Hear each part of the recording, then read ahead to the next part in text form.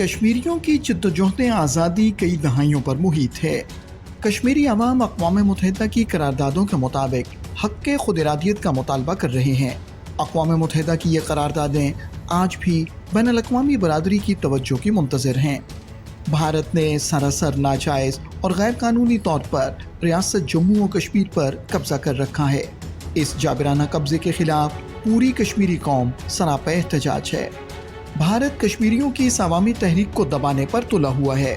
انسانی حقوق کی خلاف ورزیوں سمیت کوئی ایسا ظلم نہیں جو غاصب بھارتی حکمرانوں نے مظلوم کشمیریوں پر نہ ڈھایا ہو۔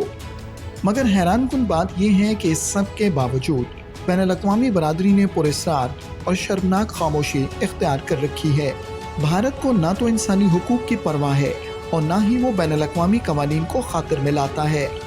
مسئلے کا اہم فریق پاکستان اور بیرون ملک آباد پاکستانی اور کشمیری اس مسئلے کو بین الاقوامی سطح پر اجاگر کرنے کے لیے اپنا بھرپور کردار ادا کر رہے ہیں۔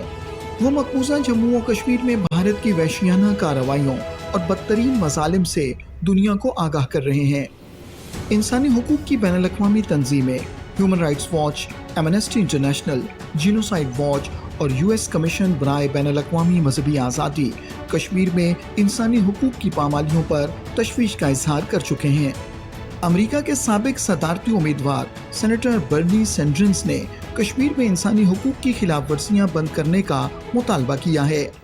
I am also deeply concerned about the situation in Kashmir, where the Indian government has revoked Kashmiri autonomy, cracked down on dissent, and instituted a communications blackout.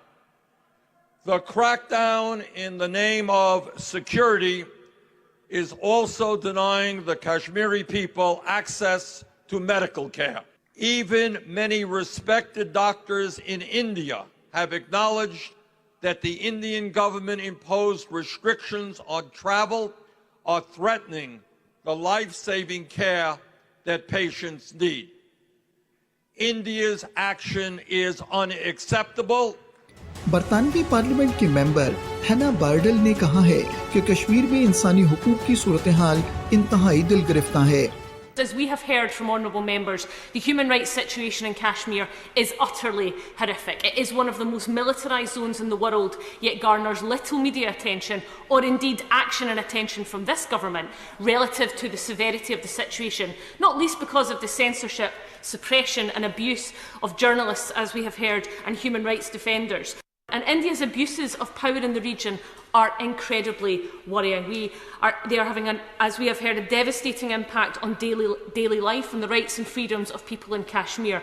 So we on these benches call for India's government to respect the administrative autonomy of Kashmir and to respect the human and constitutional rights. Pakistani نژاد برطانوی parliament کی ممبر ناز شاہ کا کہنا ہے کہ کشمیریوں کو اقوام متحدہ کی قراردادوں کے مطابق رائے شماری کا حق دیا جائے۔ بھارت کی رسپانسبلٹی ہے، انہوں نے جو کشمیریوں کو کہا ہوا ہے وہ پلیبسائٹ آنر کریں، یونائٹڈ نیشنز نے کہا ہوا ہے۔ دیکھیں ہمارے لیے یہ ہیومن رائٹس سے وائلیشنز کے آگے بڑھ گئی ہے۔ جب آپ نے کشمیریوں کی آواز سنی ہے تو وہ صاف صاف کہتے ہیں یہ وار کرائمز ہے۔ یہ بات روز روشن کی طرح آیا ہے کہ کشمیری عوام کی خواہشات کے مطابق مسئلہ کشمیر کے حل سے ہی جنوبی ایشیا میں امن کا قیام ممکن ہو سکتا ہے۔ کشمیریوں کو اقوام متحدہ کی قراردادوں کے مطابق حق خود ارادیت دیا جائے اور آزاد رائے شماری کے ذریعے کشمیریوں کو ان کا مستقبل کا فیصلہ کرنے کا موقع دیا جائے۔ خطے میں قیام امن تنازع کشمیر کے منصفانہ حل سے مشروط ہے اور دنیا کو یہ بات سمجھنے کی ضرورت ہے۔